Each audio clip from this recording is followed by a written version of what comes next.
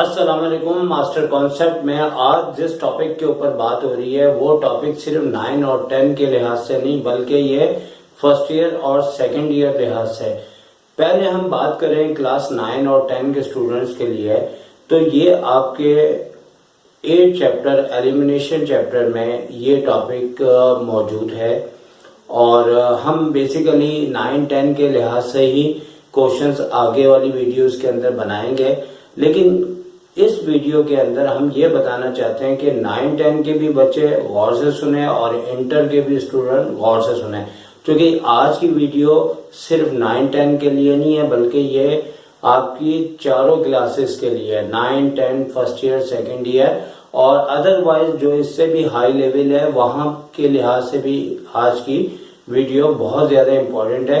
क्योंकि बेसिकली जब आप बड़ी क्लासेस के अंदर जाते हैं 9-10 के बाद तो बहुत से बच्चों का मैथ्स बहुत ही खराब हो जाता है और बेसिकली आप सारा क्लेम जो है वो टीचर्स के ऊपर रख देते हैं कि भाई ये टीचर इस तरह समझाता है कि हमें बात बिल्कुल ही समझ नहीं आती। बेसिकली वो आपका कॉन्सेप्ट गलत है, क्योंकि जब आप छोटी क्लासेस के अंदर उस तरह मेहनत नहीं करेंगे कि आपको बड़ी क्लासेस के अंदर जाके आपको इंटर लेवल तक की बातें समझ ना आए, तो इसमें टीचर्स के आगे वाले टीचर्स का कोई कसूर नहीं होगा, वो कसूर होगा आपका अपना या वो टीचर्स जो आपको आसान करके पढ़ाते रहे।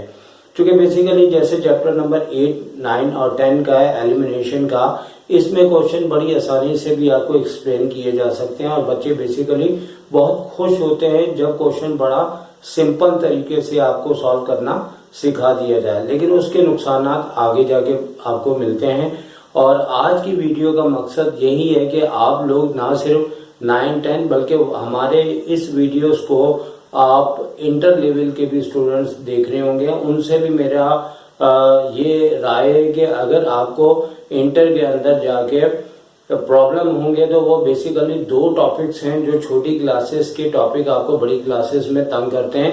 एक उसमें है क्वाड्रेटिक इक्वेशन जिसके अंदर मिडल टर्म ब्रेक हो जाती है या क्वाड्रेटिक फार्मूला अप्लाई हो जाता है। क्वाड्रेटिक फार्मूला अप्लाई करना सीख लें तो बेसिकली आपकी जान छूट जाती है, लेकिन वो एक लेंथी प्रोसेस होता है जिसकी वजह से बहुत ज्यादा टाइम लगता है और एक कुछ टेक्निकल मिस्टेक्स भी आप कर सकते हैं और उन टेक्निकल मिस्टेक का आपको पता नहीं लगता क्वाड्रेटिक इक्वेशन में, क्योंकि क्वाड्रेटिक इक्वेशन में बेसिकली फार्मूला लगा होता है जिसमें अप्लाई जो होता है उसमें एक्स वेरिएबल आपको फॉर्मूले में दिया होता है, जबकि क्वेश्चंस के अंदर आपके अगर वेरिएबल चेंज हो जाए जैसे X Y Z P Q तो आप उस में एक्स को चेंज करना भूल जाते हैं। ये आपको मैं मिस्टेक बता भी रहा हूँ, लिहाजा इस सिलसिले में अगर आपको कोई प्रॉब्लम है या ऐसा सिलसिला है तो हमारे लिंक पे जाएंगे जो हम साइड पे दे रहे हैं, यहाँ जाके आप क्वाड्रेटिक इक्वेशन को एक अच्छे तरीके से सीख सकते हैं।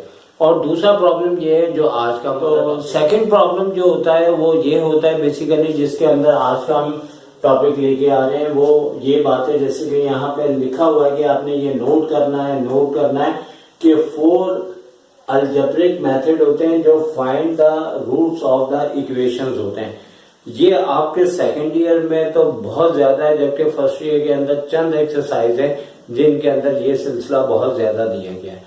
तो लिहाजा मैं ये समझता हूँ कि जब आप लेवल 9 और 10 में हैं तो आपको टीचर्स ऐसे मिलने चाहिए जो आगे के लिए भी आपको तैयार करें, वक्ती खुशी आपको ना दे के भाई ये आप आसानी से सीख लो आपको, क्योंकि बेसिकली ये होता है बहुत से कोचिंग सेंटर्स और बहुत से टीचर्स इस तरह वक्ती तौर पे नाम बना लेते हैं कि वो बिल्कुल चंद अल्फाज इस्तेमाल किए वो टॉपिक्स को समझा देते हैं।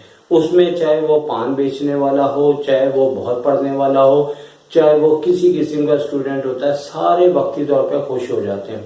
लेकिन आगे जाके जब आपको समझ में नहीं आता तो आप समझते हैं कि ये टीचर आपको अच्छा नहीं पढ़ा रहा, लेकिन ये बात नोट रखें जरूरी नहीं है कि ऐसा हो, क्योंकि पीछे गड़बड़ होगी तो आगे प्रॉब्लम आएगा। तो लिहाजा सेकेंड प्रॉब्लम जो इंटर लेवल में होता है और वो भी आप लोग नोट करें कि हमारे पास ये एक इक्वेशंस 2 वेरिएबल्स की लीनियर इक्वेशंस कहलाती है और मैट्रिक चूंकि ये आज की वीडियो जो है मैंने आपसे कहा है कि आपके हायर एंड लोअर लेवल दोनों को कवर करेगी, तो लिहाजा ये आपकी equation as a lower level, यानी कि आपका 9-10 के अंदर आपके पास जो है वो ग्राफ के अंदर भी पूछा जाता है क्वेश्चन, मैट्रिसेस के अंदर भी इसका आंसर पूछा जाता है। लेकिन याद रहे कि मैट्रिसेस और ग्राफ स्पेशल मेथड है। अब आप सोच रहे होंगे स्पेशल मेथड किसको कहते हैं? तो बेसिकली स्पेशल मेथड का मतलब है जब आपसे कोई रिक्वेस्ट करे कि भाई आप इस क्वेश्चन को मैट्रिसेस से करें या आप इस क्वेश्चन को ग्राफिकल मेथड से करें, तो ये ऑन डिमांड आपको उससे करना होता है, क्योंकि ये मेथड बहुत लेंथी होते हैं। लेकिन हायर लेवल या लोअर लेवल तक आपको जब x और y की वैल्यू को फाइंड आउट करना होता है तो सबसे आसान तरीका होता है अलजेब्रिक मेथड। सबसे आसान कौन सा मेथड होता है? अलजेब्रिक, चाहे वो 9-10 हो, चाहे वो फर्स्ट ईयर और सेकंड ईयर हो। तो याद रहे कि जो वीडियो हमारी सेकंड ईयर फर्स्ट ईयर के स्टूडेंट देख रहे हैं, बेसिकली ये आपको इंटर स्टार्ट करने से पहले देखनी चाहिए, या अगर आप पढ़ भी रहे हैं तो आपको खुद पता लग जाएगा कि टीचर जो है आपको ये बात बिल्कुल सही कह रहा है कि ये प्रॉब्लम आपके साथ आ रहे और इस प्रॉब्लम को आपने आज की वीडियो के जरिए करेक्ट करना है। तो अब चलते हैं हम अपने टॉपिक के ऊपर और सबसे पहले बात करेंगे कि हमारे पास ये जो इक्वेशन है इसके आंसर्स निकालने का सबसे आसान तरीका जो होता है अलजेब्रिक होता है। अलजेब्रिक तरीके हमारे पास कितने हैं जो नोट किए जाएं? हमारे पास 4 अलजेब्रिक मेथड्स होते हैं, जैसे कि हमने यहाँ लिखा है कि 4 algebraic methods finding the roots of equations. तो हमारे पास जो इक्वेशंस होती हैं उनके रूट्स बेसिकली उनके आंसर्स कहलाते हैं। तो उनको निकालने के लिए 4 मेथड हमने यहाँ पे दिए हुए हैं, जो हम आज आपको एक एक मेथड करके समझाएंगे। तो इस वीडियो को आप नोट रखिएगा, ये आपको जब तक मैथ्स पढ़ेंगे इसकी जरूरत पड़ेगी। ये बड़ी आज की खास वीडियो है और बार बार मैं आपको बता रहा हूँ कि ये आज की बहुत खास वीडियो है, क्योंकि हम जब हाई लेवल पे यानी इंटर लेवल पे पढ़ाते हैं तो जब बच्चों को ये प्रॉब्लम होता है तो हम सर पकड़ लेते हैं कि हम इन बच्चों को आपका माजी पढ़ाएं कि फ्यूचर पढ़ाएं। तो लिहाजा ये प्रॉब्लम बहुत ज्यादा होता है। आप माजी यानी कि पास्ट आप अच्छा पढ़ के आएंगे तो आपको ये प्रॉब्लम नहीं होगा। लेकिन अगर ये प्रॉब्लम है तो आज की वीडियो में इंशाल्लाह हम ये प्रॉब्लम आपका हल करेंगे।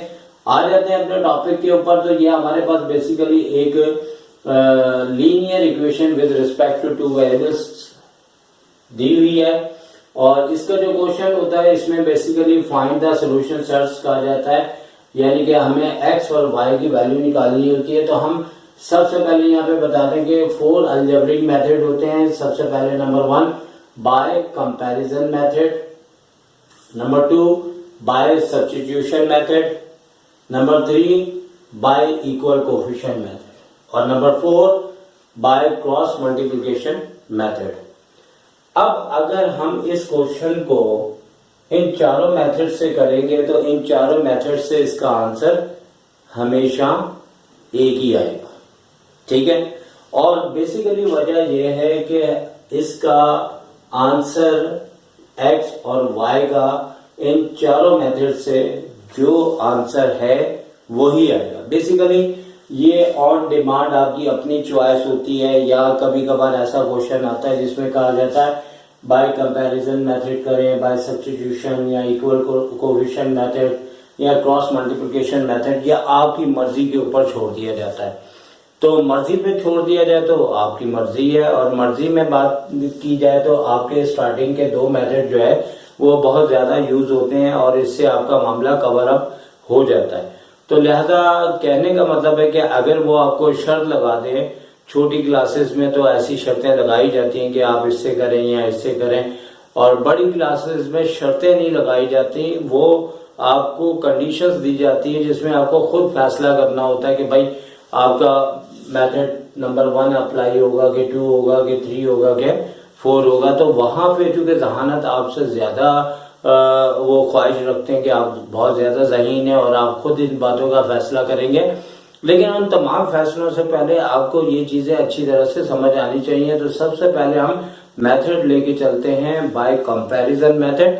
लेकिन यहाँ पे एक बात आपको और बतानी है। एक स्टूडेंट का मुझे यहाँ पे मैसेज आया है थोड़ी देर पहले कि क्योंकि यही टॉपिक के ऊपर हमने आज क्लास भी ली थी और इस क्लास के अंदर एक बच्चे ने बड़ा अच्छा हमसे क्वेश्चन किया था, वो आपसे थोड़ा सा शेयर करना मैं लाजमी समझता हूँ कि एक बच्चे ने कहा भाई सारे मेथड से आंसर एक ही आता है, तो सर ये क्यों मैथ वाले हमें चार चार मेथड को समझने का कहा जाता है, तो ऐसी ऐसी क्या इनको जरूरत थी भाई, एक मेथड बना देते, जब आंसर सबसे एक ही आ रहा है तो एक मेथड बना देते, चार मेथड की क्या जरूरत थी। तो मैंने उसको ये जवाब दिया कि भाई देखो, अगर हम कराची से लाहौर जाते हैं तो सिर्फ आपकी ट्रेन नहीं जाती, आपकी कारें भी जाती हैं, आपकी बसें भी जाती हैं, आपका एरोप्लेन भी जाता है, तो आप इनको बंद कर दो, आप इसकी जगह जहाज लगा दो, जल्दी पहुंच जाएंगे सारे। तो वो बच्चा हंस पड़ा, क्योंकि बेसिकली मैंने कहा कि अगर कराची से लाहौर तक जहाज जाता है तो अब एक पंजाब का शहर है छांगा मांगा, वहां जहाज क्या उतरेगा, वहां तो एयरपोर्ट भी नहीं है। तो लिहाजा कहने का मतलब है जैसे जिंदगी के अंदर एक जैसा काम कई तरीकों से होता है, तो मैथ भी जिंदा है इसी बात पे कि उसने एक काम कई कई तरीकों से निकाला हुआ है और कहीं ना कहीं इसकी हमें जरूरत पड़ती है। इसी तरह हम आपको इसकी एग्जाम्पल इस तरह से देंगे कि असल में इसकी जो पैदाइश हुई है, पैदाइश मतलब ये बना जो है वो किस मकसद से बना है, और इससे जब मसला हल नहीं हुआ तो फिर इसकी पैदाइश मतलब इससे बना है, और मसला कभी कभार इससे आसानी से हल होता है तो ये अचानक ही होता है। इसी तरह क्रॉस मल्टीप्लिकेशन मेथड, कुछ ऐसे मसाइल आते हैं जिसके अंदर क्वेश्चन हमारा बिल्कुल नहीं हो पाता, तो फिर हमें क्रॉस मल्टीप्लिकेशन से करना पड़ता है। तो चारों मेथड का हमें ये कॉन्सेप्ट समझना है कि भाई किस टाइम पे कौन सा मेथड हमारा यूज हो सकता है। तो हो सकता है कि आज हमारी वीडियो बहुत, अगर चारों मेथड हमारे बहुत ज्यादा टाइम लिए तो हो सकता है ये 2 पार्ट्स के अंदर आपको ये वीडियो पेश की जाए। तो हम चलते हैं, सबसे पहले इस क्वेश्चन को हम किससे करेंगे, बाय कंपैरिजन मेथड। तो हम सबसे पहले आपको बाय कंपैरिजन मेथड से शुरू करवाएंगे ये क्वेश्चन।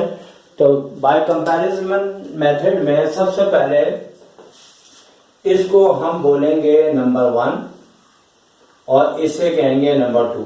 बेसिकली ये हमारी इक्वेशन है जो हमें दी हुई है, और अब बात हो रही है कंपैरिजन मेथड की। तो हम यहाँ पे शॉर्टकट में थोड़ा सा बाय सी मेथड, यानी कि नंबर वन सी मेथड, सी मेथड मीन्स कंपैरिजन मेथड, और नंबर 1 है सी। वैसे नंबर 4 भी आ रहा है, लेकिन आपको पता है कि नंबर 1 हमने साथ पे मेंशन किया हुआ है। अच्छा भाई, कंपैरिजन मेथड में क्या करना होगा कि जब हमारे पास 2 इक्वेशंस है तो दोनों इक्वेशन में से किसी एक्स की या वाई की इक्वेशन बनानी पड़ेगी। दोनों इक्वेशन में से किसी का मैं बना रहा हूं, तो मैं नंबर 1 में इम्प्लाइज दैट लिखते हुए एक्स की इक्वेशन बनाना चाहता हूं। तो कैसे बनाऊंगा कि यहाँ पे मैं 2x को रोक लूंगा और 1 के पास में -3y को ले जाऊंगा। तो माइनस है तो वहां जाके प्लस का 3y बन जाएगा।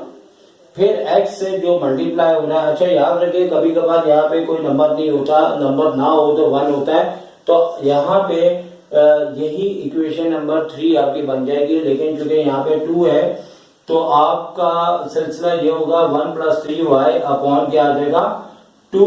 तो ये आपकी इक्वेशन नंबर 3 बनेगी।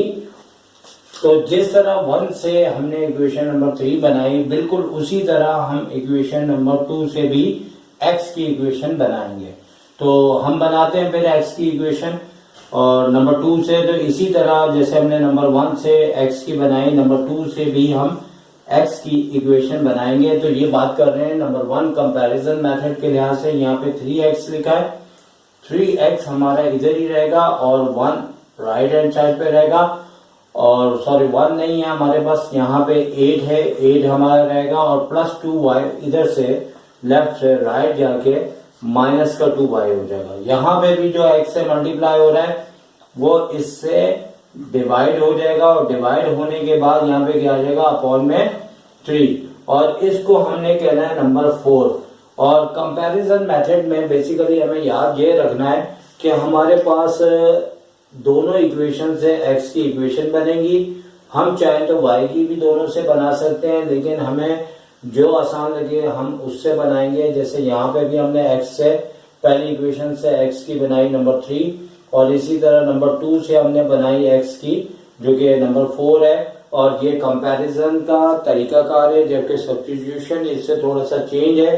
तो अब हमने क्या करना है कि इन दोनों को आपस में कंपेयर कर देना है। तो कंपैरिजन मेथड जो कि आपका कंपैरिजन बना ही कंपेयर से है, तो क्या होगा कि यहाँ पे हमने करना यह है कि फ्रॉम इक्वेशन नंबर मतलब 3 और 4 इन दोनों को हमने कंपेयर करना है। और कंपेयर करने के बाद होगा क्या कि यहाँ से x और यहाँ से x हमारा कट जाएगा। जैसे हमारी प्रॉपर्टीज है ट्रांजिटिव प्रॉपर्टीज, उसके मुताबिक भी ये क्वेश्चन कह सकते हैं कि जब दोनों इक्वेशंस के अंदर कोई सेम है तो वो एक जैसा होते हुए कट जाएगा और ये दोनों एक दूसरे के इक्वल आ जाएंगे। तो यहाँ पे क्या आएगा 1 + 3y अपॉन 2, और इसी तरह इक्वल्स टू लगा देंगे और लगाने के बाद ये लिख देंगे। अच्छा, कोई भी हम इधर लिख सकते हैं, कोई भी हम उस साइड लिख सकते हैं। तो यहाँ पे अपॉन में गालिबन 3 है। तो ये बात चल रही है कंपैरिजन मेथड के ऊपर। यहाँ 2 था नीचे आ गया, यहाँ 3 था नीचे आ गया। दोनों x कंपैरिजन मेथड में कैंसिल हो जाते हैं और ये दोनों साइडें एक दूसरे के इक्वल आ जाती हैं। कोई भी लेफ्ट पे आ सकता है, कोई भी, यानी अगर इसे चाहे तो हम उधर भी लिख सकते थे, इसे चाहे तो इधर भी लिख सकते थे। अब हमारे पास होगा क्रॉस मल्टीप्लाई। क्रॉस मल्टीप्लाई को बेसिकली हमने उस टाइम अप्लाई करना होता है जब यहाँ एलसीएम की जरूरत ना हो। ये बड़ा इंपॉर्टेंट पॉइंट है। और इधर भी एलसीएम की जरूरत ना हो। वो कैसे पता लगता है? देखिए ऊपर है 2 टर्म, अपॉन है एक ही दिया हो, इधर भी 2 टर्म में एक ही अपॉन दिया। ऐसी सूरत में डायरेक्ट क्रॉस मल्टीप्लाई होगा। और मजे की बात, इसे उर्दू में पता क्या कहा जाता है? इसे कहा जाता है बजरिया ज़रबे चिली पाई। आज समझ रहे होंगे सर मजाक कर रहे हैं, ऐसा कोई मजाक नहीं है। आप अगर उर्दू की बुक में जाके चेक करें तो बड़ा जबरदस्त लफ्ज लिखा हुआ है, जबकि इंग्लिश में तो सारे लफ्ज एक जैसे ही होते हैं जिसमें लिखा हुआ है क्रॉस मल्टीप्लिकेशन। तो क्रॉस मल्टीप्लिकेशन कब होती है? जब दोनों साइड आपके एलसीएम की जरूरत ना हो। ये 3 उठा के हम यहाँ ले आएंगे और इन दोनों टर्म से हम इसे मल्टीप्लाई कर देंगे और इक्वल्स टू लगाने के बाद 2 इधर लाके 8 - 2y। तो अब हमने क्या करना है कि इनको बारी बारी हमने मल्टीप्लाई कर देना है। जैसे 3 × 1 = 3, ये पहले साइन मल्टीप्लाई होगी तो ये प्लस है तो अंडरस्टूड, टाइम जाया करने की बात नहीं होगी कि आप प्लस प्लस करके ऐसे बात करें। ये शुरू के दिन होते हैं, आपको पता है प्लस है तो अंदर की साइनें वही रहेंगी।